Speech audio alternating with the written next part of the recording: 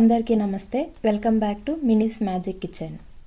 ఈరోజు వీడియోలో high protein ఉన్న దోశ ఎలా చేయాలో చూద్దాం.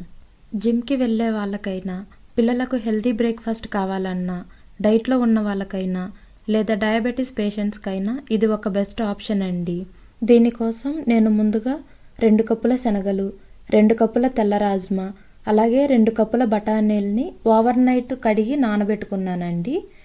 మీ దగ్గర రాజ్మా కానీ బఠానీ కానీ లేకపోతే శనగలు ఒకటే వేసి కూడా ఈ దోశలు చేసుకోవచ్చండి, చాలా బాగుంటాయి.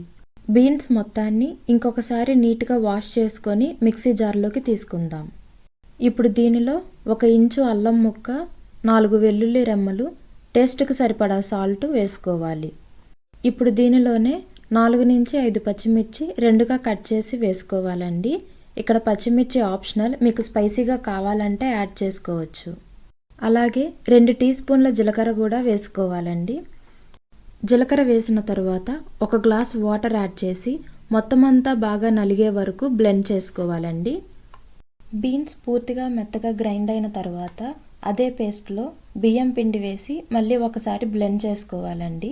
నేను ఇక్కడ బియ్యం పిండి వాడుతున్నాను, కానీ మీకు బియ్యం పిండి వద్దు అనుకుంటే బీన్స్తో పాటు బియ్యాన్ని కూడా నానబెట్టి గ్రైండ్ చేసుకోవచ్చు. అందుకు 1 కప్పు బీన్స్కు 1 కప్పు బియ్యం వేసుకుంటే సరిపోతుందండి. బియ్యం పిండితో అయినా కూడా 1 కప్పు బీన్స్కి 1 కప్పు బియ్యం పిండి సరిపోతుందండి బ్లెండ్ చేయడానికి.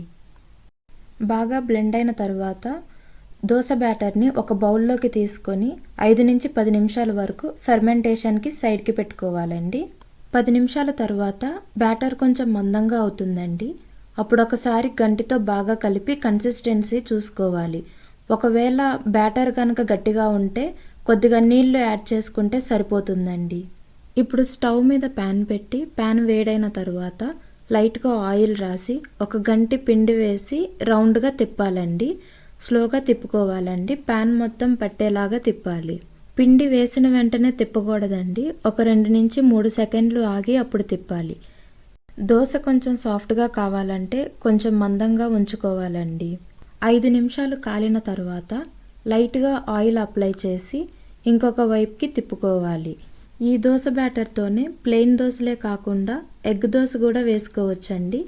స్పైసీగా దోశని ఇష్టపడే వాళ్ళు మసాలా దోశ కానీ కారం దోశ కూడా వేసుకోవచ్చండి. చాలా టేస్టీగా ఉంటాయి, చాలా బాగుంటాయి కూడా.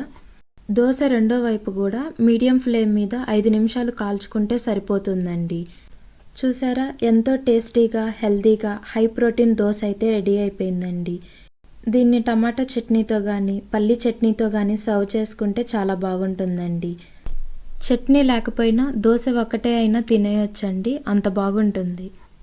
మీకు ఈ రెసిపీ నచ్చితే తప్పకుండా ట్రై చేయండి. మీకు ఈ వీడియో నచ్చితే లైక్ చేసి మీ ఫ్రెండ్స్ అండ్ రిలేటివ్స్కి షేర్ చేసి సబ్స్క్రైబ్ చేసుకోండి. Thank you for watching.